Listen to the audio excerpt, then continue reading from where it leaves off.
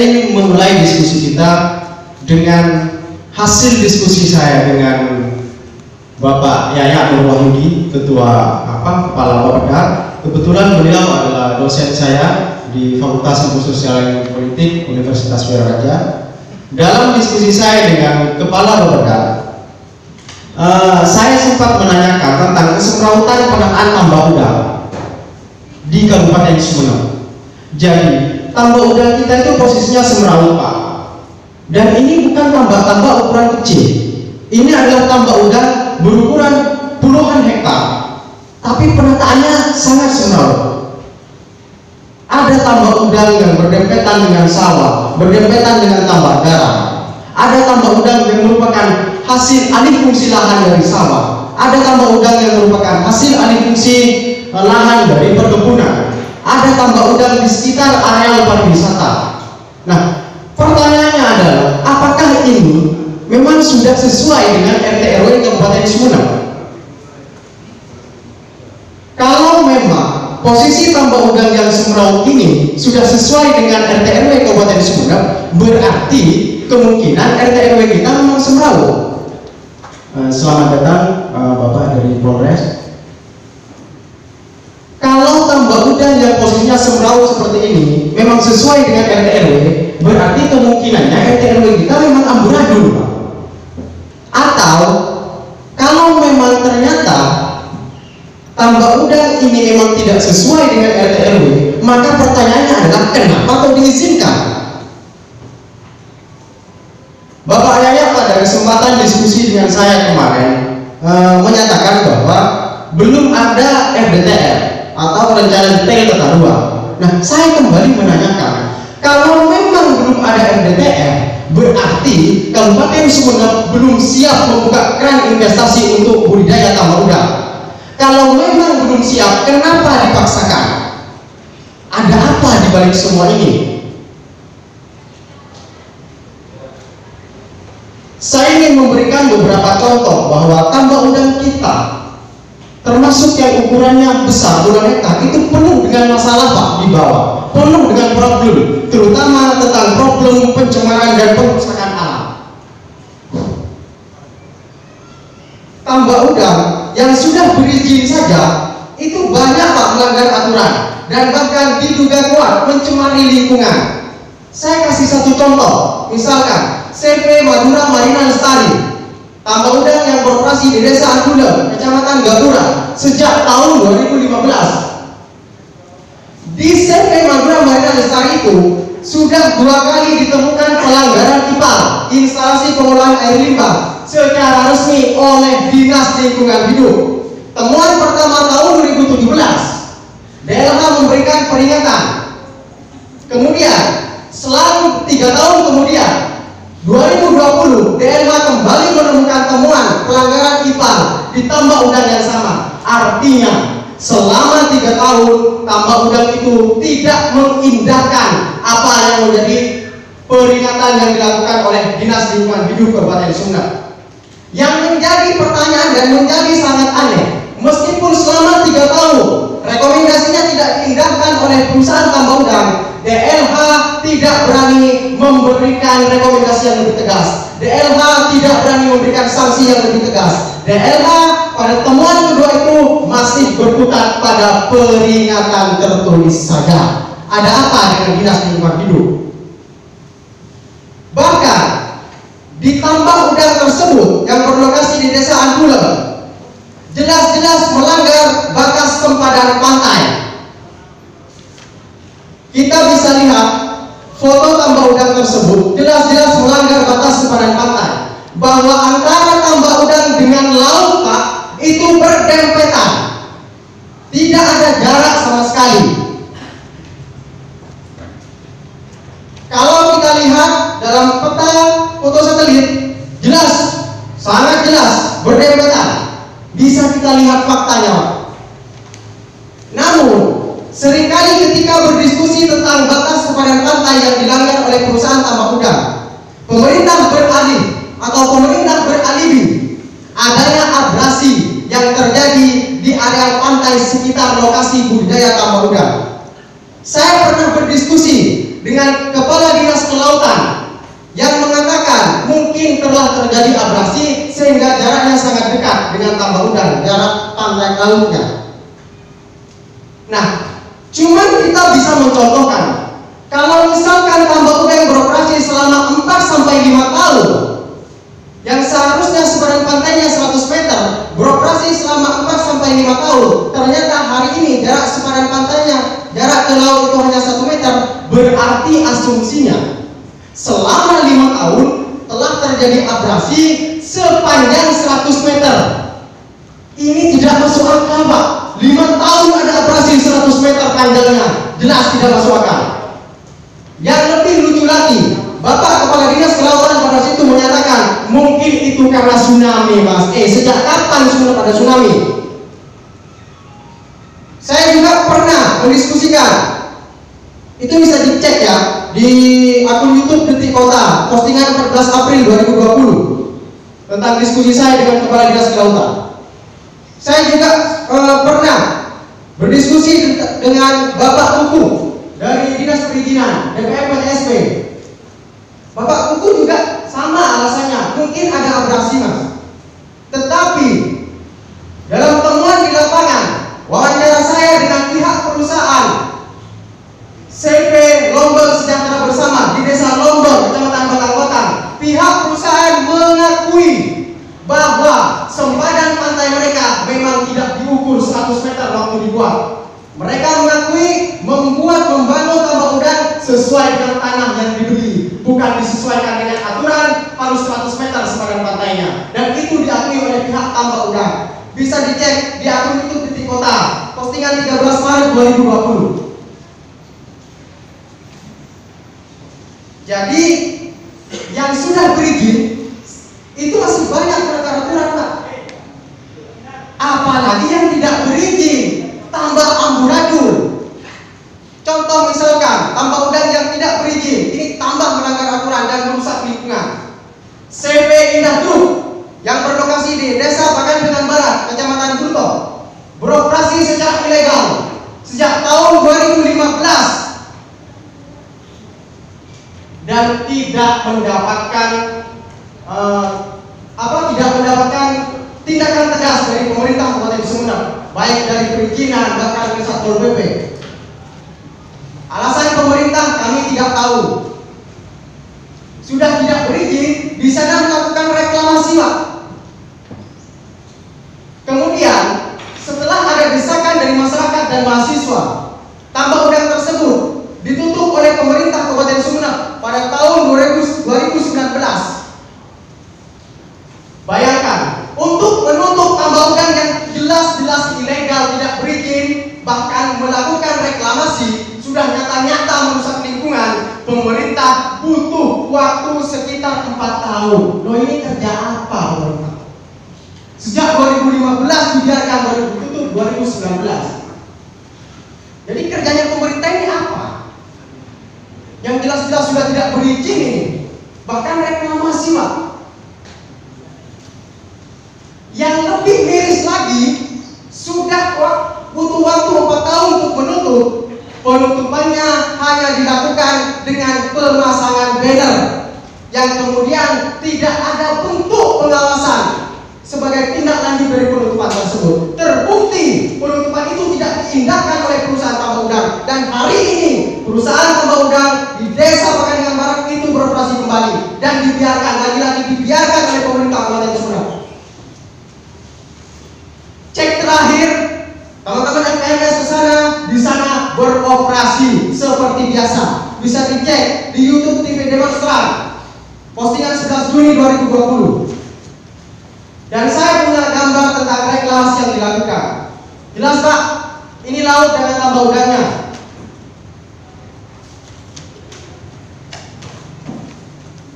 Di sini sangat jelas bahwa ini direklamasi, Pak. Laut kita dibuat rusak begini. Di foto satelit sangat lebih jelas lagi bahwa ini memang menjorok ke laut, Pak. Ini nyata-nyata pengerusakan alam yang dilakukan oleh orang luar di kabupaten kita tercinta. Apakah Bapak-bapak tidak punya nurani dan membiarkan ini terjadi? Lalu kita direklamasi. Dikira laut itu punya neneknya, Pak.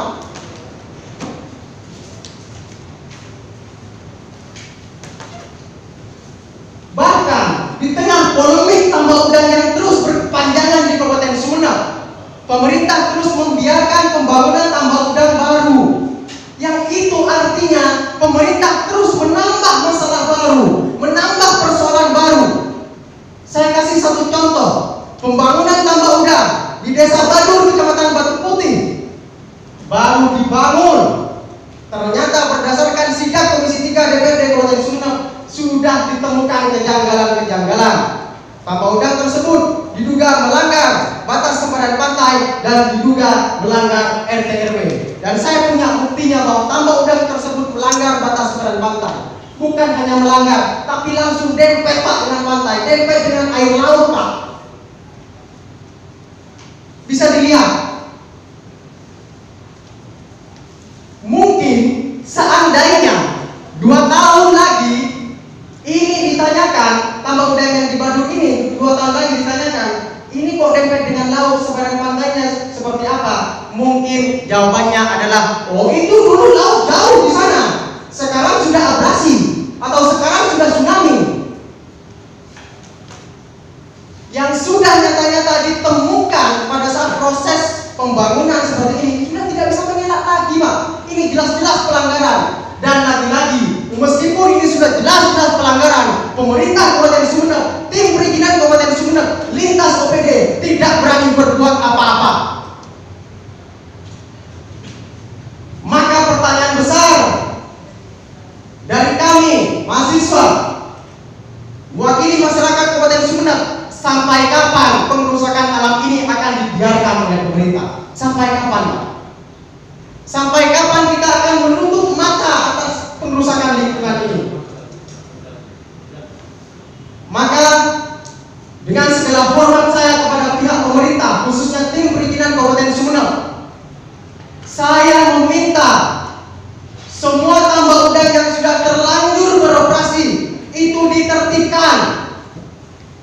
Tambak udang dengan skala besar yang luasnya puluhan hektar miliknya perusahaan-perusahaan itu, silakan diberikan sanksi setegas-tegasnya.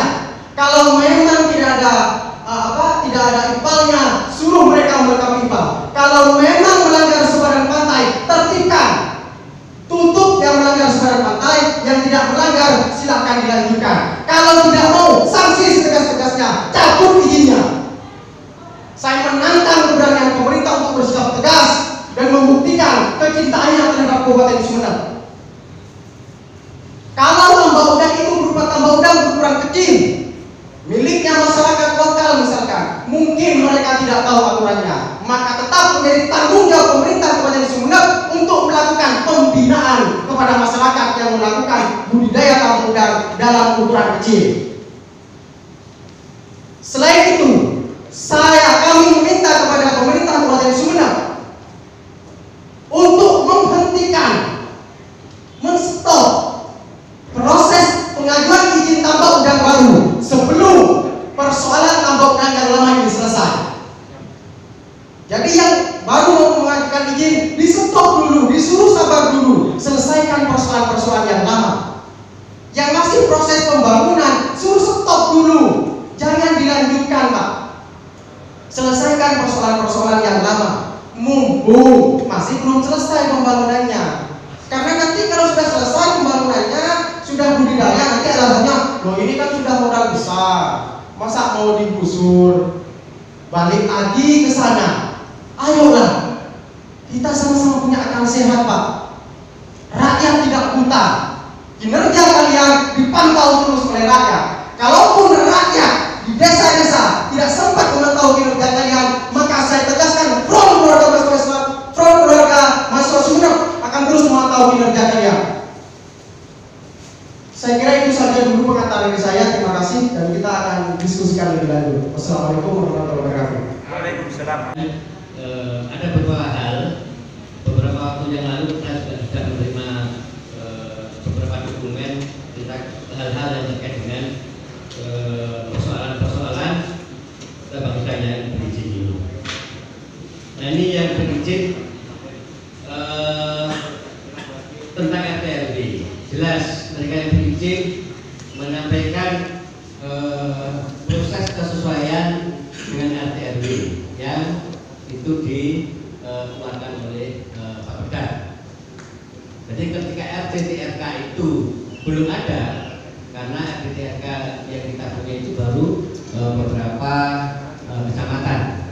Untuk kecamatan Timur Daya, Gapura, Batang Bengket, Batang Batu itu belum punya RD.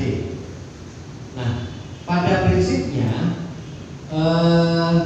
bisa saja di RT RW itu dilakukan perubahan fungsi lahan, ya. Tapi mesti ada tapinya. Jadi misalnya ketika pertanian, lahan pertanian, kemudian mau didirikan perumahan, boleh asal gitu. Jadi boleh asal mengganti berapa hektar di tanah yang kena dipakai itu, kemudian harus mengganti irigasi, mengirigasi di daerah-daerah tertentu yang luasannya 2 kali lipat dari yang ada. Itu untuk tanah pertanian. Tanah resapan boleh. Itu sudah tanah resapan itu nggak boleh apa-apa. Tapi masih ada komanya. Boleh ketika memenuhi persyaratan. Misalnya digunakan untuk perumahan atau untuk lahan apa, kemudian di daerah resapan itu harus 1 meter harus ada sumber resapannya, nggak boleh tidak. Jadi pada prinsipnya tata guna lahan itu bisa digunakan sebesar-besarnya untuk kepentingan kita dengan pola perubahan fungsi dengan persyaratan-persyaratan yang sudah ada. Itu yang ada di RT RW. Tapi ketika sudah RD itu agak sulit ketika sudah ditetapkan syarat apa di wilayah kecamatan itu per petanya, bahkan muncul kan peta-petanya itu yang di RD. Sehingga beberapa tambak udang yang muncul itu adalah karena proses perubahan fungsi lahan untuk bisa digunakan sebesar-besarnya untuk usaha, untuk masyarakat dan lain sebagainya. Ini dasarnya memang kadang-kadang ke jalan, tapi kemudian muncul tambak udang. Nah, itu boleh dan bisa saja itu terjadi ketika ada perubahan fungsi lahan. Sehingga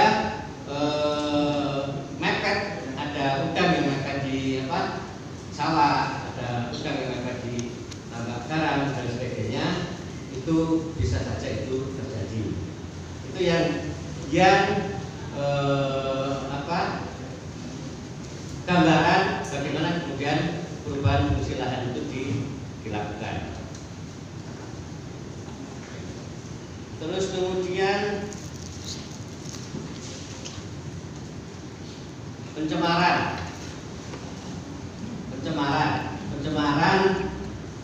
di sini memang sudah dilakukan oleh PLH mulai dari peringatan di 2020 juga peringatan.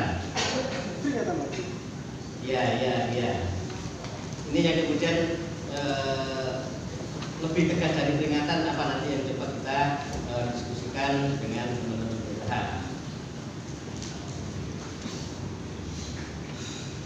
Sepadan laut, ini yang jadi problem.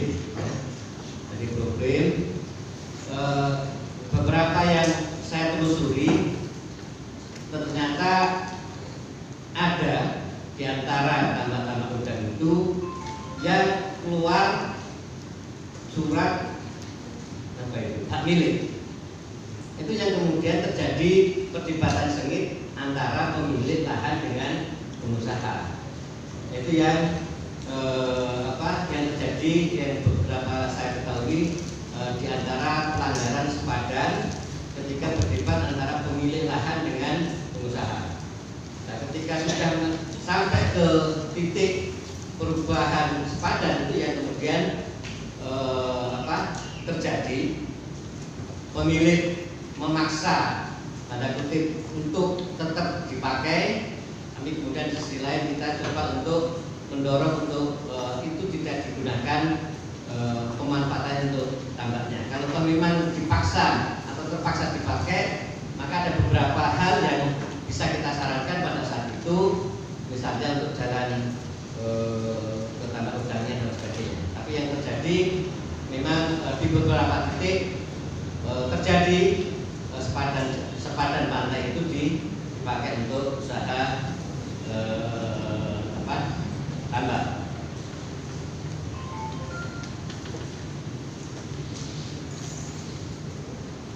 Tambak udang baru berarti harus ada kemudian sementara moratorium. Kita pertimbangkan lah kalau memang harus ada moratorium. Tapi kemudian izin yang sudah jalan, tambak yang sudah beroperasi itu kita coba untuk teliti, kemudian akan kita lakukan penataan ya tambak yang sudah jalan itu, kemudian yang sudah berizin prosesnya kita jalankan, yang izin baru mungkin kita bisa pertimbangkan untuk moratorium dulu sampai kemudian tertata, kemudian sampai ke hal yang lebih baik, bagaimana kemudian tambak udang itu dijalankan. Itu yang berizin. Kemudian yang tidak berizin itu justru hampir 60% sebenarnya yang terjadi. 60% atau 70%, karena petambak tanda kutip tradisional itu jumlahnya sekitar 400-an sak Sumenep itu. Nah, ini yang memerlukan pembinaan. Beberapa waktu yang lalu kita sudah berkomitmen dengan Kepala Dinas Perikanan untuk kemudian bagaimana melakukan pembinaan terhadap tambak udang yang tanda kutip tradisional, yang ternyata tradisional itu tidak masih dari 70% atau mungkin dari 400 itu justru sebagian besar sudah mengarah ke modern. Nah, ketika modern itu sudah selayaknya melakukan perizinan. Kenapa? Sudah pakai kincir, sudah memakai pakan kimia, pakan buatan itu. Nah, ini yang kemudian kita tata, walaupun itu punya masyarakat, tapi bagaimana prosesnya tetap mengindahkan tata lingkungan yang baik. Itu yang terjadi. Ini yang ya harus lebih intensif akan kita lakukan. Kemarin 2 bulan yang lalu mungkin sepakat dengan Pak Rusdi, terus kemudian masuk ke wilayah ke waktu-waktu COVID. Nah, akhirnya harus dilakukan reschedule lagi. Ini yang titik perhatian kita dalam proses pembinaan juga tidak lepas dari teman-teman yang melakukan tambak usaha tambak udang yang tanda kutip katanya tradisional tadi. Karena dibuangnya di kalau bahasa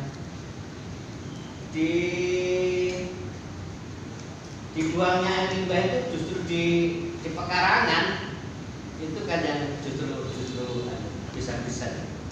Nah, ini yang perlu kita coba untuk intensifkan, dan nantilah mungkin bersama dari perikanan kita kumpulkan per klaster, dan perikanan jangan langsung sendirian, tapi tim kita yang akan turun kalau terus pembinaan, terus arahan dan eksekusi pada proses perizinan.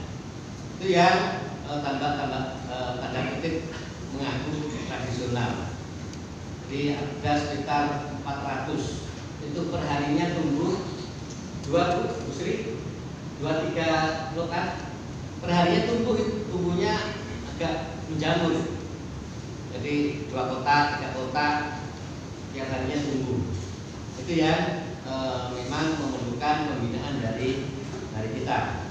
Jadi ada 2 persoalan yang memang terjadi di pertambakan kita ini, yang berizin tidak taat pada terutama di pencemarannya yang 3 tahun berturut-turut di SP lagi. Ya. Nah ini prosesnya memang agak panjang untuk sampai ke apa istilahnya, pembekuan. Ya, untuk tambah proses pembekuannya.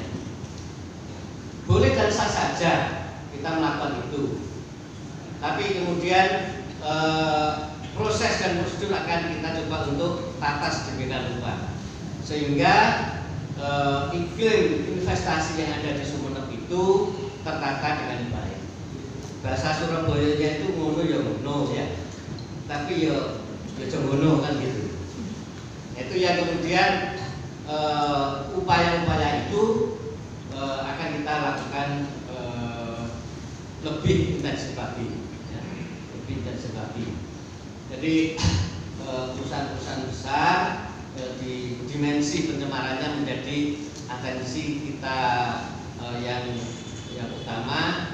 Jangan sampai lagi masa sama dengan tambah tradisional pada detik, itu kan soal pencemaran. Jadi kita belum berpikir ke pembekuan, tapi intensitas peringatan dan ketegasan dari kita itu yang kita akan formulasikan lebih detail lagi. Itu beberapa hal yang Pakandagan Barat. Pakandagan Barat. Nah, Pakandagan Barat itu ditutup. Setelah ditutup kemudian ada kesepakatan antara wilayah provinsi dan wilayah kabupaten. Nah kemudian yang mempunyai tambak udang itu memproses izinnya untuk yang di wilayah kabupaten. Jadi sekitar 5 hektar itu, kalau tidak salah sekitar 2 hektar ya, 2 hektar itu masuk ke wilayah kabupaten. Dan itu yang di daratan.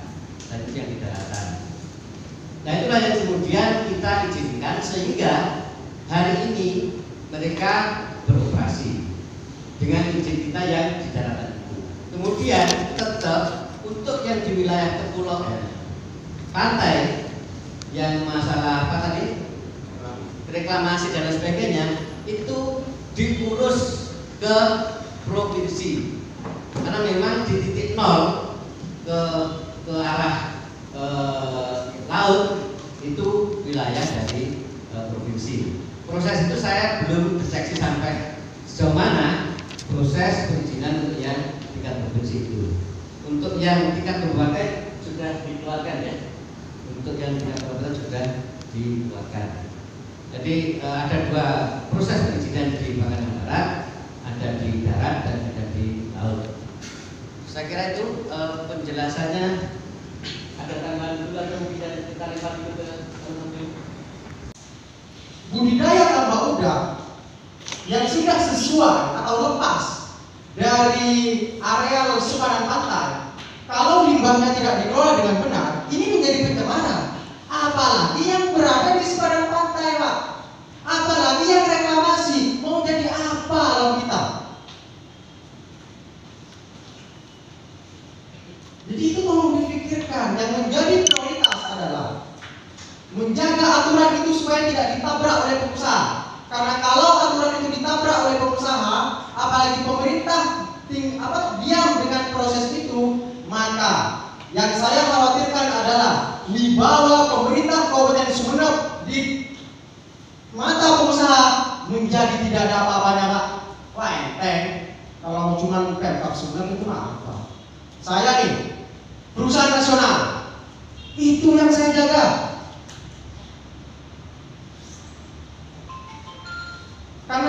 ketika budaya itu terjadi, maka ke depan ini akan jadi rusak. Mereka akan mengetengkan, Pak, dan mereka akan semaunya sendiri merusak alam kita. Kemudian proses menuju penutupan itu panjang secara prosedural. Sepanjang apa? Apakah sampai alam kita hancur? Saya tadi sudah mencontohkan bagaimana tambak udang yang beroperasi secara ilegal sejak tahun 2015 di Kecamatan Broto itu butuh 4 tahun, Pak, untuk menutup, Pak. Ini sudah jelas-jelas ilegal, merusak lingkungan, melakukan reklamasi. Apa yang dikaji sepanjang 4 tahun, Pak?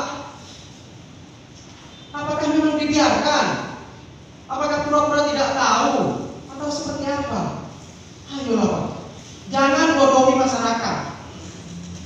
Kalau seandainya izinnya ada, kemudian diduga melanggar, mungkin kajiannya panjang. Nah, ini yang dipakai dengan barat ini jelas-jelas ilegal. Masa butuh kajian selama 4 tahun untuk memutuskan bahwa itu harus ditutup? Kemudian wilayah Pangandaran Barat itu tambak udangnya bisa dibilang terbagi menjadi 2, yang reklamasi dan yang non reklamasi. Yang reklamasi menjadi urusan provinsi, izinnya diproses hari ini. Yang bukan, yang non reklamasi, izinnya sudah dikeluarkan. Apakah betul? Izin operasinya sudah dikeluarkan, Bapak Ibu? Sudah betul? Saya pengen lihat izinnya. Dan saya ingin menanyakan, atas dasar apa pemerintah Kabupaten Sumeneb mengeluarkan izin tambak udang di Desa Pangandaran Barat yang non reklamasi? Karena berdasarkan tinjauan kami, tambak udang tersebut yang non reklamasi diduga melanggar batas sempadan pantai. Jelas, Pak? Kalau yang mendorong ke laut itu reklamasi, kalau yang di tepi pantai berarti melanggar sempadan pantai. Loh, kenapa kok diizinkan? Saya menanyakan itu. Kalau perlu kita cek ke lapangan, kondisinya seperti apa, faktanya seperti apa.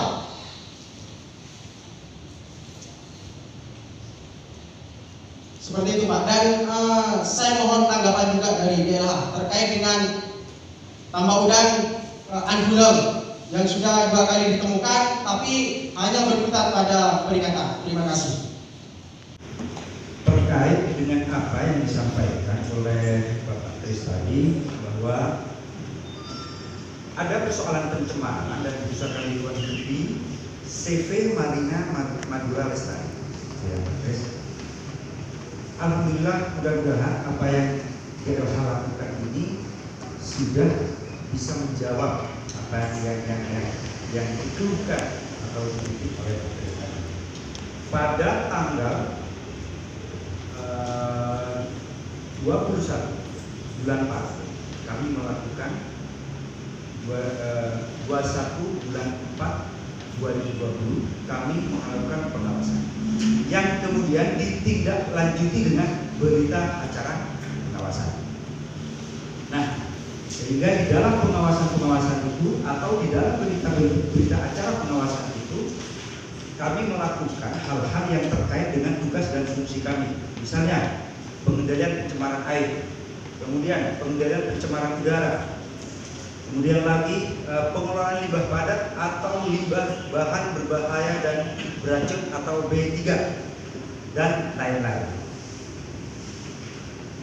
Setelah melakukan berita acara pengawasan, kami mengevaluasi terhadap berita acara itu tanggal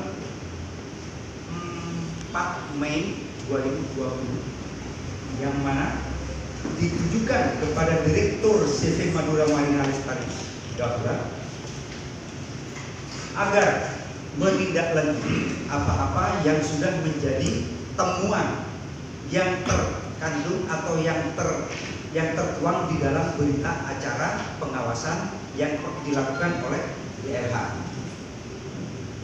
Itu tertanggal pada 4 Mei menindaklanjuti hasil pengelolaan lingkungan hidup. Selanjutnya, karena pada tanggal 4 Mei. Dari 4 Mei itu terhitung 10 hari, pihak CV Madura Marina Lestari Gapura tidak melakukan respon terhadap Dinas Lingkungan Hidup, maka pada tanggal 19 Mei 2020 kami mengirimkan surat lagi kepada Direktur CV Marina teguran ketaatan pengelolaan lingkungan hidup 2020. Ada 5 poin yang kami tegur terhadap ketaatan pengelolaan lingkungan ini. Salah satunya adalah wajib menyampaikan surat tanggapan tertulis beserta rencana tindak lanjut atas perbaikan yang menjadi temuan dari hasil pengawasan.